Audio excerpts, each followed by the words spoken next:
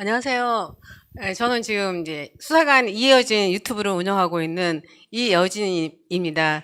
예, 제가 국정원에서 한 이제 30년간 근무하고 나왔는데 저희 선배님이 계엄군으로 그때 투입됐던 사람들의 명예를 회복할 수 있는 길이 없다. 그러니까 혹시 네가 북한 관련, 제가 이제 탈북자 신문관을 하고 나왔습니다. 그러니까 북한에 대해서 좀 아니까 네가 한번 해봤으면 좋겠다 해서 제가 이 일을 끼어들었는데 하다 보니까 5.18이 진짜 문제가 많다는 걸 알게 되었습니다. 그러다가 제가 이제 그 명단 까라고 하는데 명단을 안 까죠. 그래서 이들이 만들어 놨던 증언이라든가 그런 진술을 제가 인터넷을 통해서 다 찾아봤습니다. 찾아보니까 이제 하다 보면 한 사람을 찾는데 100명 이상씩 검색을 하기도 했어요. 동일인 어떤 역할을 했는지, 어떤 활동을 했는지를 잘 모르기 때문에 그렇게 하면서 제가 만들어 놓은 게 4,296명에 대한 유공자 명단하고 그 다음에 9,303명에 대한 민주화 유공자 명단이 있습니다. 그래서 도합해서 한 15,000명 정도가 이제 유공자일 텐데요. 민주화 유공자하고. 네, 그런데 이제 그거를 엑셀로 이렇게 하다가 놨는데 최근에 제가 이제 그 전두환 대통령에 대해서 계속해서 학살자 뭐 이런 얘기를 하고 그래서 과연 학살을 했는가, 진짜 전두환 대통령이 학살을 했는지 여부를 제가 이제 찾아보려고 하다 보니까 제가 미쳐 놓으셨던 자유노트라는 게 있었습니다. 자유노트라는 거는 그때 5월 6일부터 5월 16일 오전까지 작성됐던 무장 봉기 계획, 어떻게 내란을 일으킬 것인지 그거에 대한 계획을 써놨던 어떤 그런 노트였습니다. 그거를 저도 놓쳤어요. 왜냐하면 글씨가 이렇게 막 헷갈려 쓰고 그러고 이제 그런 거기 때문에 복사에 복사를 거듭하다 보니까 이게 글자를 잘 읽지를 못하겠더라고요.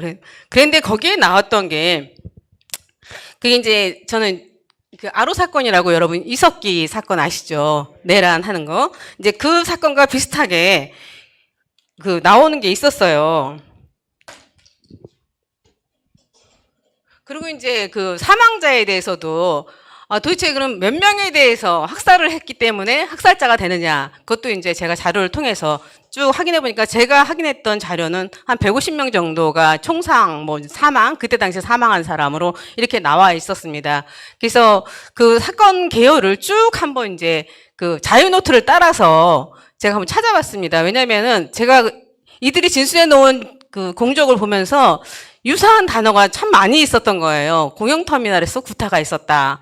또는 이제 성당에서 뭐 모여서 어떻게 했다. 라든가 또 이제 무기고를 이제 탈취하러 갔잖아요. 무기고를 탈취했다. 뭐 이런 것들, 자신이 썼던 얘기들을 중심으로 해서 쭉, 이거 내가 많이 봤던 건데? 이게 여기서 나오지? 해서 이제 그 자유노트를 보면서 이게 무장 봉기 개혁이었구나. 라는 걸 비로소 저도 깨닫고 굉장히 저도 놀라웠습니다. 이런 게 있었는데 이들은 한 번도 이것에 대해서 얘기를 하지 않았습니다. 계엄군의 어떤 가해, 본인들이 먼저 공격을 했죠. 공격을 해서 그거에 대해서 국가를 지키기 위해서는 대응을 하는 게 맞지 않습니까? 대응을 한 거를 갖고 이게 계엄군이 자기네들을 탄압을 했다. 계엄군이 왜 군인이 이유 없이 국민들을 탄압합니까? 먼저 도전을 했기 때문에 탄압을 했던 거였는데, 그러니까 말하자면 이제 진압을 하기 위한 국가를 지키기 위해서 했던 행동을, 이거를 계엄군이 탄압을 해서 자기들 민주활동을 억압을 했다. 이런 식으로 호도를 한 겁니다. 반대로. 그래서 보면서 저는 이게 5월 11일에 작성됐던 것입니다. 이게 자유노트, 거기에 이제 죽창이라든가 배터리라든가 방송국, 그 다음에 이제 그 공공건물 접수, 예비군 무기고 접수, 학생 동원, 그 다음에 그 공영터미널, 남동성당이더라고요. 북동성당이 아니라 남동성당이 있었고요. 남동성당에 저희가 잘 알고 있는 조철현 씨 있죠. 조비오. 전두환 대통령 사자명의 훼손으로 뭐 헬기 사격했다, 뭐 이제 그런 거를 대통령이 헬기 사격 안 했다 얘기했는데 헬기 사격했는데 헬기 사격 안 했다고 해서 사자 명예훼손이라는 걸 걸었던 사람이 조철현 씨입니다. 조비오 신부 있었고, 남동성당의 김성령 신부 같은 경우에는 그 자기가 뭐 구타를 당한 어떤 그런 사건이 있었는데 그것에 대해서 2019년도 이분이 지금 90세가 넘었습니다. 92세인가 그런데 자기가 M16 소총이 있었다면 거기에 있었던 사람을 군인들을 전원 사살했을 것이라고 이렇게 신부가 얘기를 합니다. 신부님 맞습니까?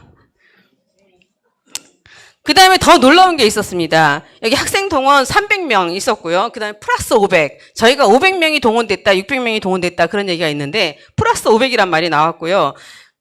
그 다음에 저희가 북한 체제, 공산주의 체제 같은 경우는 이렇게 계급을 나눴습니다. 핵심 계층, 뭐 동료 계층, 뭐 이런 식으로 해서 계층을 나눠서 그 사람들이 인입을 할 수 있느냐 없느냐 이제 그런 걸 나누는데 여기에 특이한 말이 있었습니다. 다른 체제, 그 구체제하의 기구와 관련된 계급, 관료. 저 같은 경우에 이제 저희들 같은 경우죠. 군인들, 이제 고위층에 있는 사람들, 이 사람들은 적대 계층이기 때문에 당연히 처벌 대상이죠. 그러니까 말하자면 척결 대상. 지금 이제 저희 내란이라고 해서 군인들 많이 지금 탄압받고 있잖아요. 제가 그래서 이재명이가 이 나라를 완전히 공산화시키기 위한 어떤 전초 단계로다가 이 내란이라는 걸 빌미로 삼아서 저희 군인들 지금 다 윗대가리 다 잘라버렸잖아요. 이제 이렇게 하고 있는 거. 이게 이제 저는 공산화를 완성시키기 위한 작업을 하고 있다. 저는 이렇게 보고 있고요. 그 다음에 이제 거기에 뭐 다른 체제 세력, 소위 말해서 자유민주 체제 세력 같은 경우도 역시 마찬가지로 척결 대상이 되는 거고, 나머지 뭐 무관심 계층 이런 거 같은 경우에는 이 사람들은 자기네들이 흡수할 수 있는 그런 계층이 되겠죠. 이런 말이 여기 써 있는 겁니다. 그러면 이거는 공산화된 다음에 우리나라를 어떻게 운영하겠다고 하는 약간의 계획 같은 것도 있었던 거고요. 그리고 여기에서 제가 나왔던 이름이 두 사람이 있습니다. 양홍상, 그다음에 양강숙. 저는 동일인일 가능성도 크다고 봐요. 왜냐하면 가명을 썼을 가능성이 있기 때문에. 양홍상, 양강숙 이 사람이 5.18 유공자로 되어 있질 않습니다. 이 자유노태에 이제 참여했다고 한 사람들이 다 유공자가 되어 있기 때문에 당연히 이 사람들 되어 있는데 안 되어 있다. 이거는 이 사람들이 지도핵심 간첩이라고 아시는지 모르겠는데 지도핵심 간첩 한 명만 있어도 이 나라를 뒤집어 엎을 수 있어요. 그렇기 때문에 그 뭐 북한군이 왔다 안 왔다 그게 중요한 게 아니라 그 사람이 누군지를 밝혀라. 저는 이제 그 얘기를 하고 싶고요.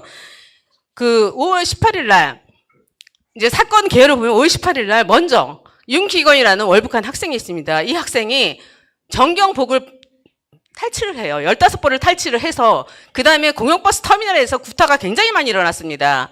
구타를 일으켜서 이거는 이제 민심을 이반시키는 거죠. 군인들이 또는 정경이 저기 사람들을 상대로 해서 그냥 무차별 구타를 하는 거예요. 누군지도 모르고. 그 다음에 제가 아는 분도 이제 그런 말씀을 하셨는데 무조건 뭐 대전역이나 어디 가서 아무나 붙잡고 때려라. 죽지 않을 만큼 때려라. 그때 당시에 그 지시를 받았다고 해요. 아버지가 좌파였거든요. 그래서 그런 게 아마 내려왔었다는 생각이 들고 그래서 그때 5월 18일 날 먼저 윤기건이가 정경 옷을 탈취한 이후에 구타 사건이 많이 일어납니다. 그 다음에 5월 19일 날 그 대모대들이 개헌군이 갖고 있었던 M16이 왜 중요하냐면 이게 군인들은 M16을 가지고 있었고 개헌군은 그 다음에 그 경찰들 같은 경우 예비군 무기고에는 칼빈이 있었습니다. 칼빈 이 시민군들이 다 탈취해갔죠. 여기서 시민군이라 하는 거는 좋게 말해서 시민군이고 엄밀하게 따지면 반란군입니다. 반란군은 시민군이라고 해야 되는 게 맞는 거고요. 그래서 그 5월 19일 날 그 M16 소총이 이제 피탈당했고 그다음에 5월 20일 날 자기네들 장갑 차고 뭐고 다 뺏어가요. 이제 먼저 군인들 걸 뺏어가서 그다음에 5월 20일 날 군인이 한 명 죽습니다. 처음으로 저녁에 죽고 그날 5월 20일 날 방송국이건 이제 또 그 세무서건 방화 사건이 굉장히 많이 일어나요. 이거는 뭐냐면 어떤 관심을 돌리기 위해서 그 다음 날 무슨 일이 일어나냐면 그 지휘 차량 피탈 사건이 일어납니다.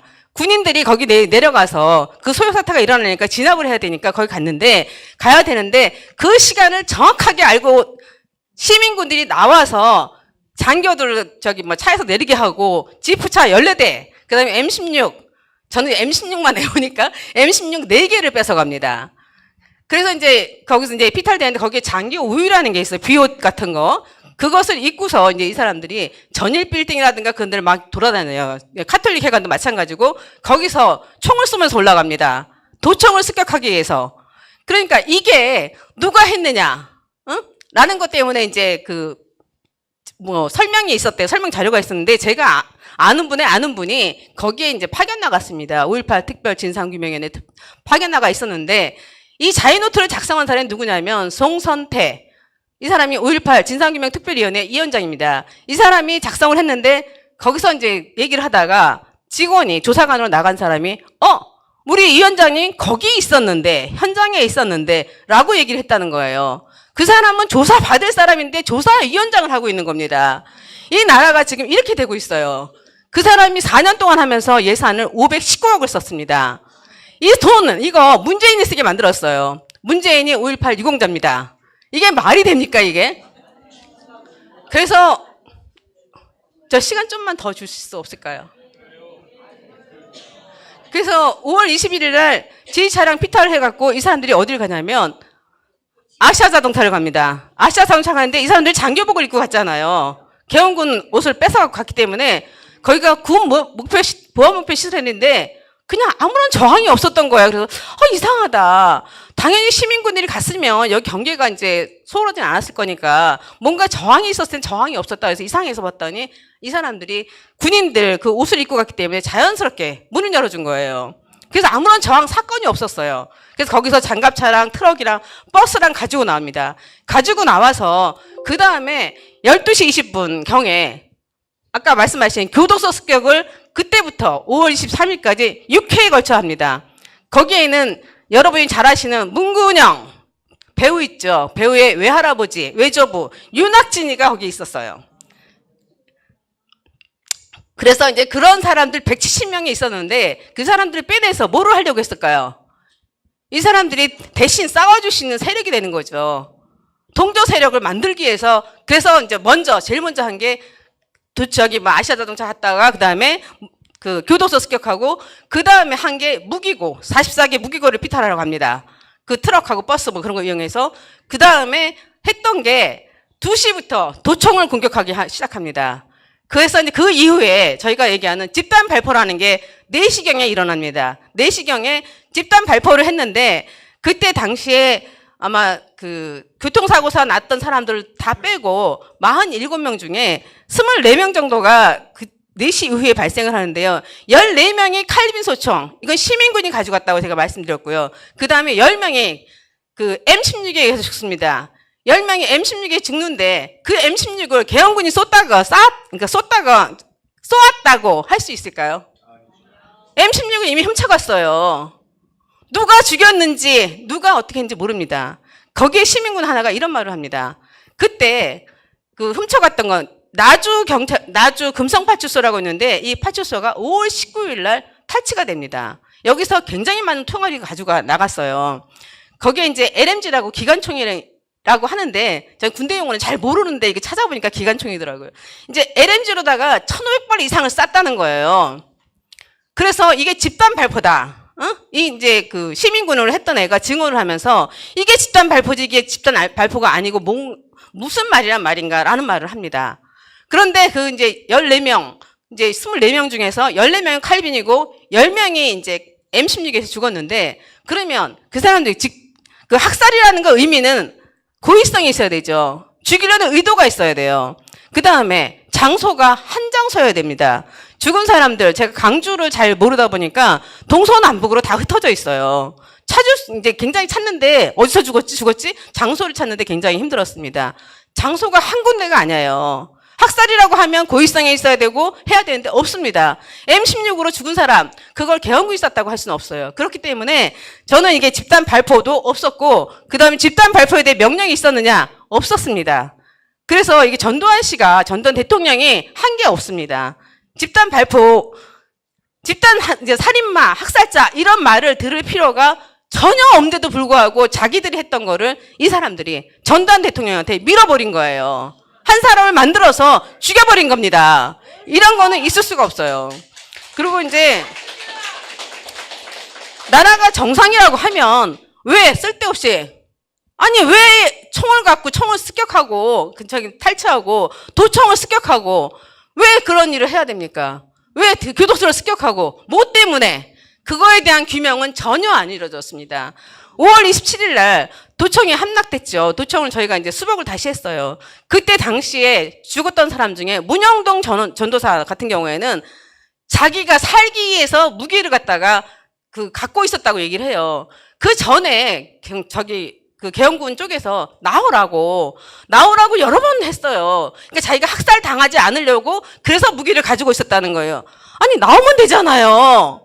왜 나오지 않고 거기 있으면서 그렇게 했고, 그 다음에 윤상원 씨 같은 경우에 거기 도청에서 이 사람 영웅으로 되어 있는데 이 사람이 끝까지 항거에서 못 나가게 했답니다. 나가는 사람 죽여버리겠다고, 총을 쏘아서 죽여버리겠다고 했기 때문에 못 나갔다고 하는 거예요.